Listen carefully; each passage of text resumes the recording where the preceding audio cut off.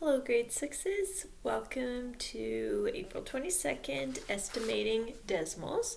So we are almost finished our unit on decimals. So we will very soon be having a quiz, and you will be able to do the quiz at home, of course, since you're at home, and then send me the answers. So you will have lots of time to do it at home, and you'll be able to use your book and use your computer. So it's more of a take-home assignment than it is a quiz, but we will do that probably Monday, but I'll let you know for sure, just as a wrap up to this unit before we head on to the next one. You guys have all done so well, so good job.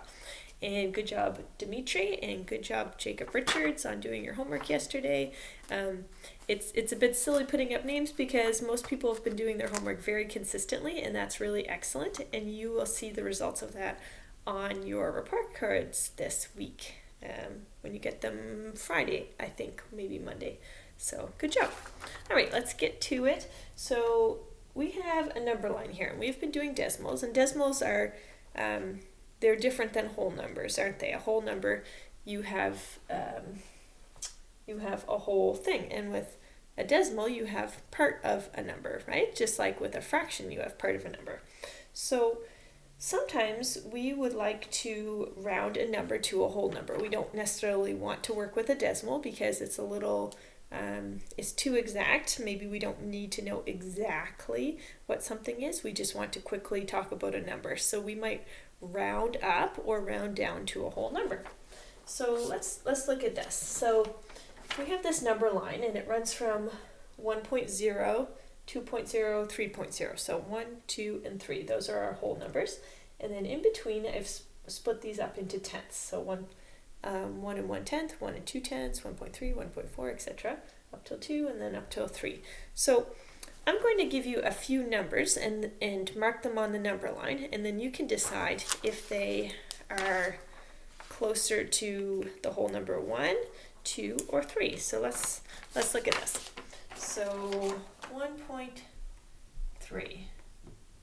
Is 1.3 closer to 1, or is it closer to 2? So you can see just in terms of distance that clearly 1.3 is closer to 1. Okay, so this would round down. If we wanted to round 1.3 to a whole number, we would round 1.3 to 1. Okay, let's circle 1.8. So here it is, 1.8. Is that closer to 1, or is it closer to 2? Well, you can see it's physically closer to 2. So we would round 1.8 up to 2. So this would round up to, if we wanted to round to a whole number, we would round that up to 2. What about 2.7? So we've got 2.7. Well, you can see, is it closer to 2 or is it closer to 3? It's clearly closer to 3. So let's round that up. That would round to 3 if we wanted to round that to a whole number. Okay, we'll try one more. Let's see. We have 2.1. Here it is. So is that closer to 2 or is that closer to 3? That's closer to 2, isn't it? So 2.1 rounds down to 2. Okay, so let's try a few different numbers without having a number line here. So examples here. A 1.4, 1.9, 2.6, and 2.2. Okay, so what would 1.4 round up or down to? So we want to round to the nearest whole number. So if we looked at 1.4, we can think, well, it's in between 1 and 2. You can imagine that that would be in between 1 and 2. So those are our two options. Which is it closer to? Well, that is closer to 1. So that would round to 1. Okay, what about 1.9? That's also between 1 and 2, and that's much closer to 2. That would round up to 2. 2.6, that's a little bit more in the middle, but it's still closer to 3, isn't it? And 2.2, still close to 2. Okay, so you can see some of those things rounding up and rounding down.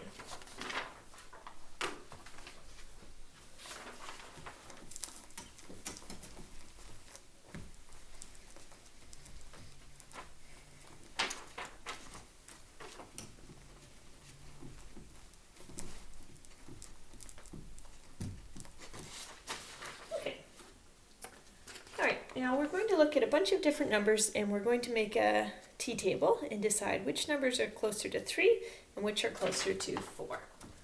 Okay, so closer to 3, closer to 4. And you can see now I'm putting 2 zeros here because we are going to be looking at numbers that have decimals to the hundredths place. Okay, so what about 3.42? Do you think that's closer to 3 or closer to 4? So 3.42. So if you think about it, you can think the middle is 3.5. So 3.42 would be closer to 3, wouldn't it? Oops. Wrong thing here. Maybe I'll use a different color. Okay, 3.42. Okay, what about 3.56? That would be closer to 4, 3.56.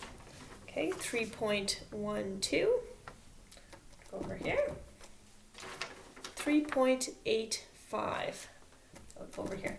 You can also think about this, I like thinking about this in terms of money. If you thought, oh, I have $3.09, that's closer to $3 than it is to 4, isn't it? $3.09. What about $3.31? Which is that closer to? That'd be closer to 3. What about $3.27? Still 3. And $3.90. Well, you're almost at 4 there, aren't you? And $3.51. That's closer to the middle, but that would be closer to 4. So all of these numbers would round up to 4 if you wanted to round to a whole number. And these would round down to 3 if you wanted to round to a whole number. So sometimes you might want to add up a few things that you're buying and try to decide, do you have enough money roughly? And so you could round these things up to 4 and these things down to 3, and then you could quickly say 3, 6, 9, 12, 15, 19, 23, 27, 31. So it would cost approximately $31. If you want a bonus point, you can add all of those up and tell me exactly what that is. If you would like to do a little bonus point, you can do that. Okay, so how did we know which part of the t-table these would go into? So what we're really looking at is this tenths place. Okay, so if we looked at the tenths and we saw that this was a 2, then we would know this would be closer to 3. It doesn't really matter what's in the hundredths place because 7, that's like saying you have 7 cents. 7 cents doesn't put you over the top in being close to a $4. That doesn't really matter. What really matters is how many you have in the tenths place here, right? So let's look at all our tenths place digits. So we have 5, 9, 8, 5. Over here, 4, 1, 0, 3, 2. So you can see that if you look at the tenths place, the numbers that would go in this side would have a 0, a 1, a 2, a 3, and a 4 in them. Whereas the numbers that would round up would have a 5, 6, 7, 8, or a 9 in them. Okay? So these would round down, these would round up. Okay, so what if we had a number like this, 3.50. So where would that go?